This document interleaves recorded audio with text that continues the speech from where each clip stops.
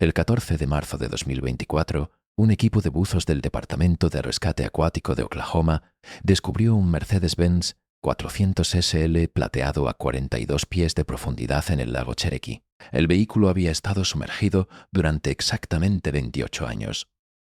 En el asiento del conductor, aún con el cinturón de seguridad abrochado, estaban los restos de Daniel Cortázar, un arquitecto argentino de 38 años que desapareció sin dejar rastro en la noche del 7 de agosto de 1996. Y dentro de la guantera, sellada en una bolsa plástica impermeable, había una carta manuscrita de 6 páginas.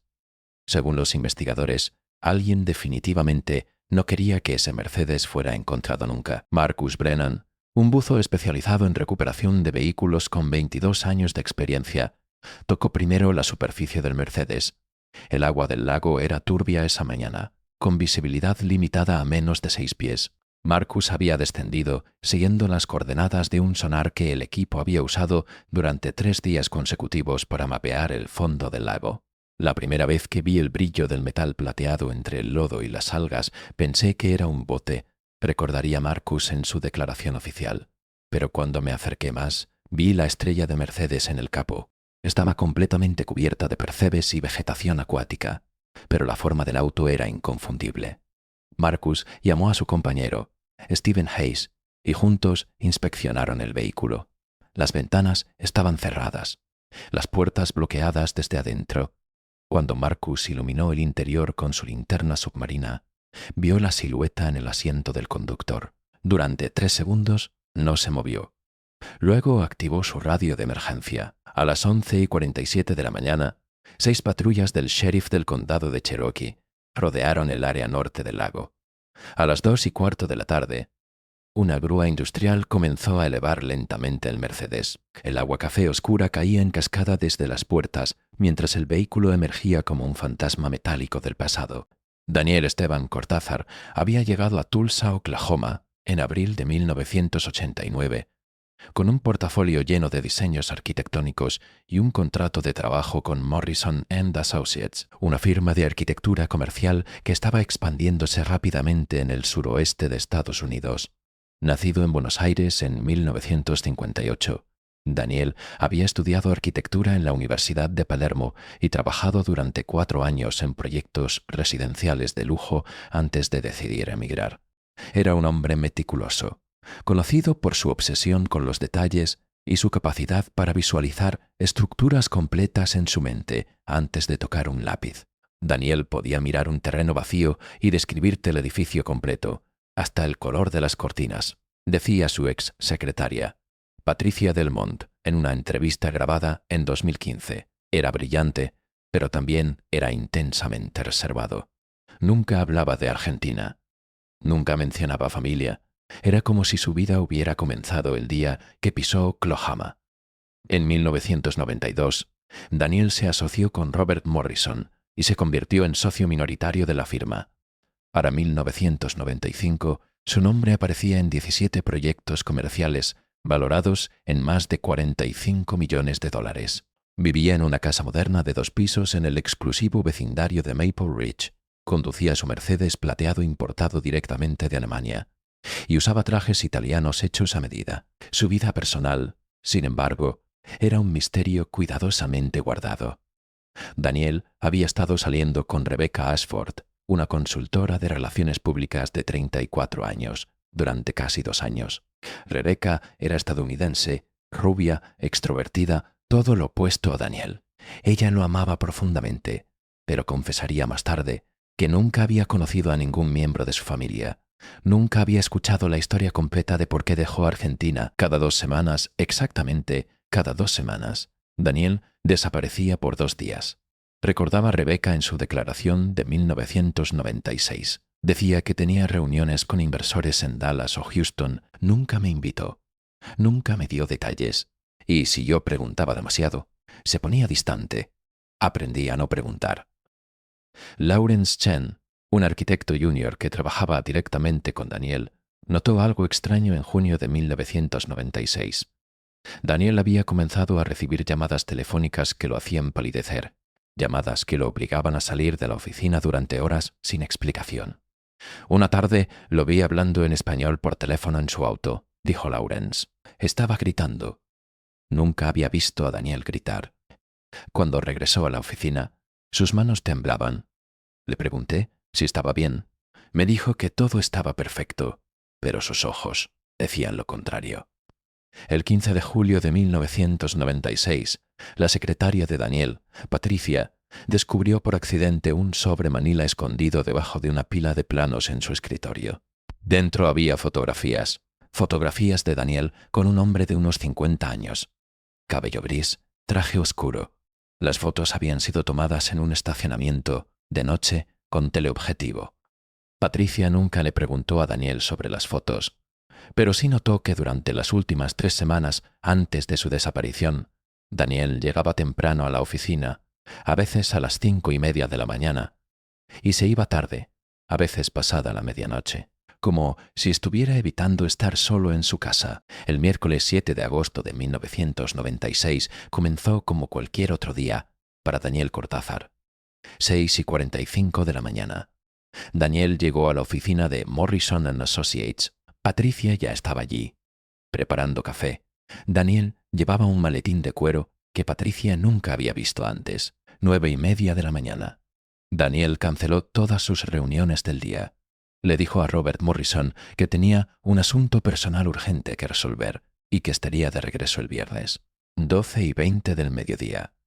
Daniel almorzó solo en The French Hen, un restaurante francés en el centro de Tulsa. El mesero, James Kellerman, recordaría que Daniel apenas tocó su comida. Miraba constantemente hacia la entrada, como esperando a alguien que nunca llegó. 3:15 de la tarde. Daniel fue visto en el First National Bank en Cherry Street.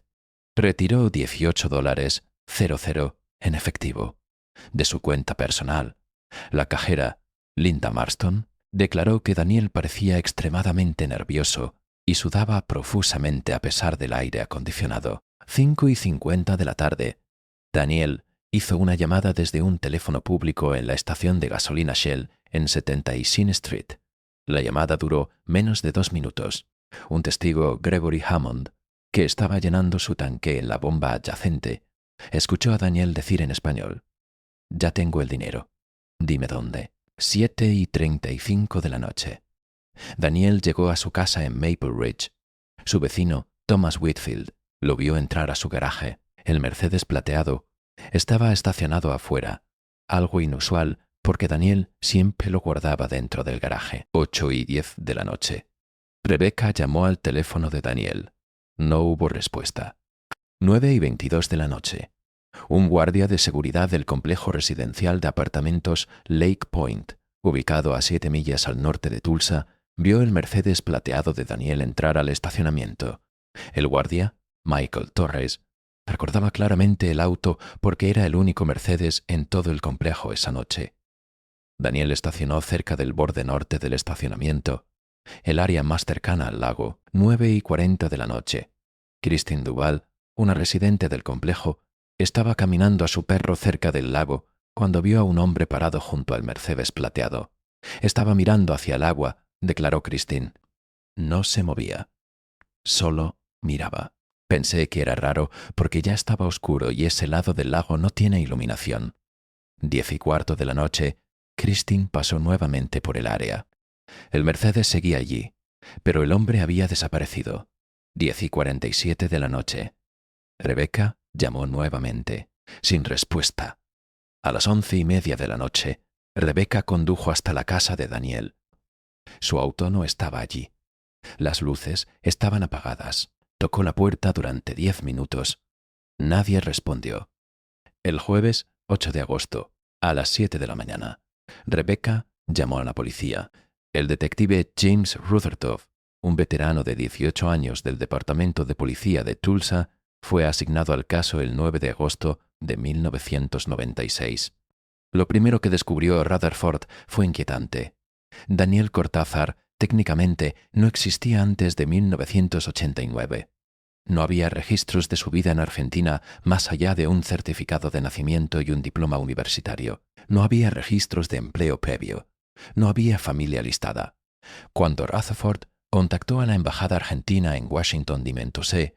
Le informaron que el pasaporte de Daniel había sido emitido en abril de 1989, apenas 3 semanas antes de su llegada a Estados Unidos. Era como si Daniel hubiera aparecido de la nada, escribió Ruth Arthur en su reporte inicial. El 12 de agosto, Ruth Arthur entrevistó a Robert Morrison, el socio de Daniel. Morrison reveló algo crítico. 3 días antes de desaparecer, Daniel había mencionado que necesitaba liquidar algunos activos personales y preguntó sobre los procedimientos para disolver su participación en la firma. Le pregunté por qué, dijo Morrison. Me dijo que tenía una oportunidad de inversión en el extranjero. No me dio más detalles. Daniel nunca daba detalles. El 15 de agosto, los investigadores ejecutaron una orden de registro en la casa de Daniel. Lo que encontraron abrió una nueva dimensión del caso.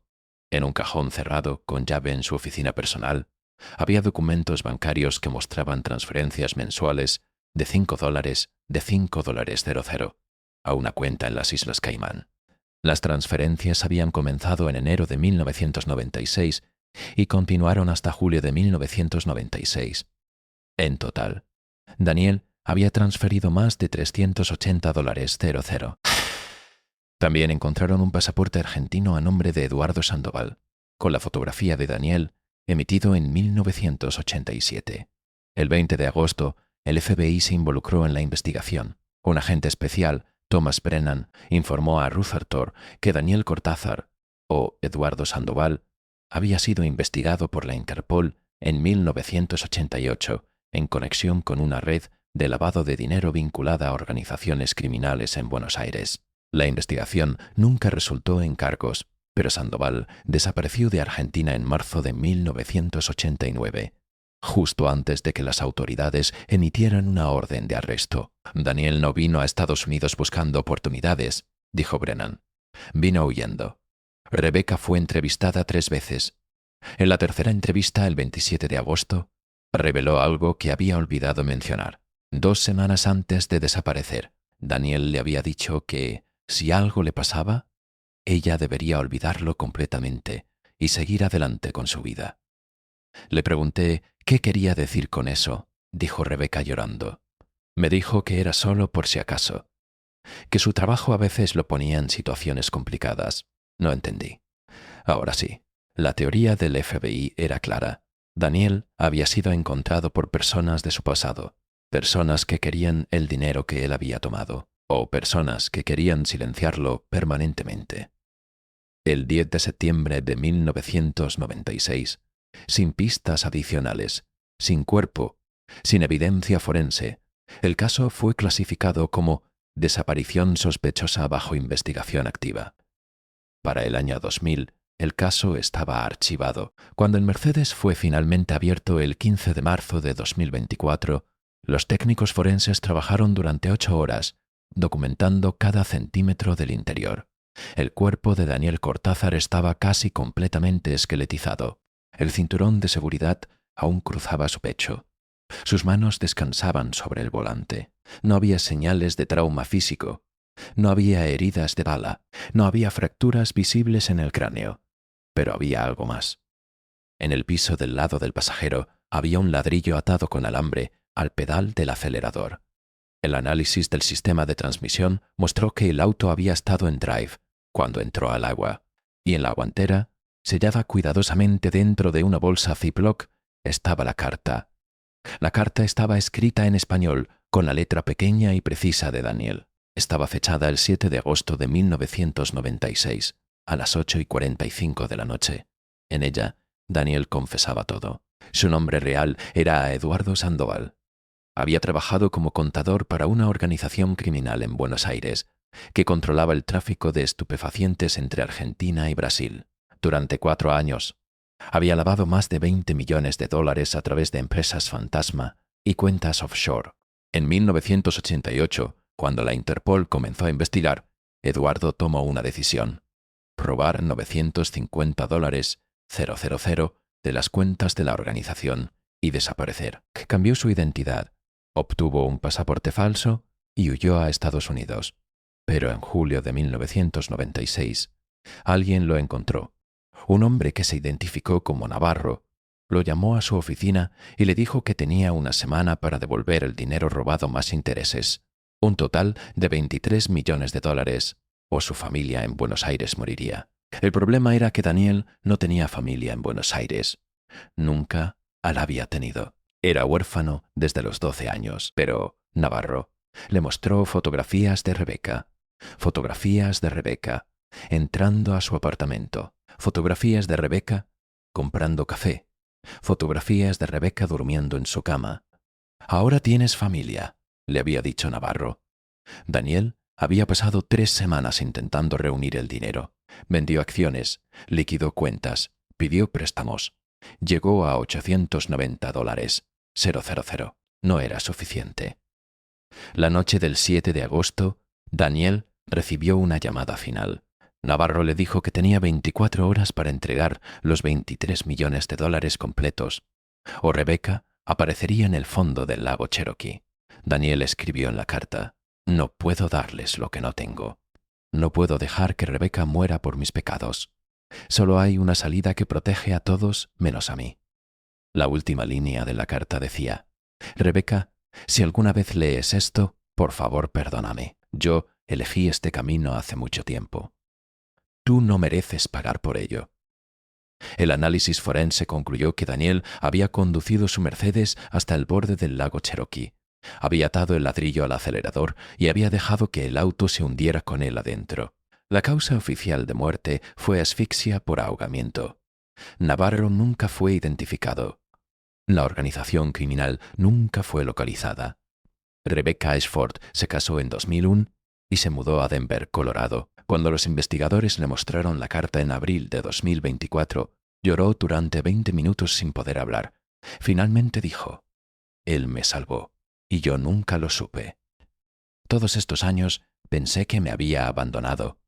El detective James Rutherford, ahora retirado y de 71 años, fue entrevistado por el Tulsa World el 22 de marzo de 2024. Le preguntaron si el caso finalmente estaba cerrado. «Encontramos el cuerpo», dijo Rutherford. «Encontramos la carta. Sabemos cómo murió. Pero las personas que lo llevaron a esa decisión, las personas que lo persiguieron durante 7 años, nunca fueron capturadas. Así que no. El caso nunca estará realmente cerrado». El Mercedes plateado no solo era un auto, era una tumba elegida, y nos recuerda que algunas personas están dispuestas a hundirse en las profundidades para proteger a quienes aman, llevándose sus secretos más oscuros al silencio eterno del fondo del lago.